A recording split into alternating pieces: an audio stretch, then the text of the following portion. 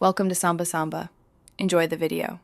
You start by confirming the Windows edition and build so the steps match your system.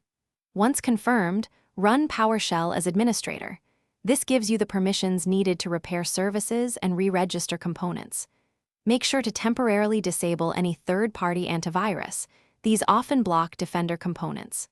Next, export a quick registry backup and set a system restore point so you can revert if something goes wrong. Now you are ready to re-register and restart Core Defender services in the next step. You will re-register Core Defender DLLs and repair system integrity. Run the provided elevated PowerShell commands to re-register DLLs and reset registry keys for Windows Defender. This restores missing components. Once done, run sfc/scano to fix corrupt system files and follow with dism/online/cleanupimage/restore health to repair the component store. After those complete, check the Win Defend service and set it to automatic, delayed start, so Defender starts correctly on boot.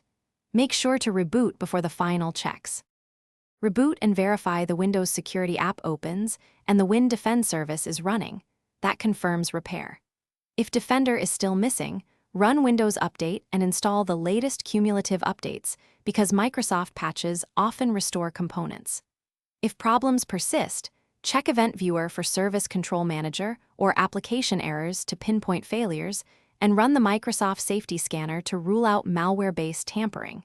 If none of that works, restore the registry point you made and escalate to a clean install. Thanks for watching. Consider subscribing if we helped you.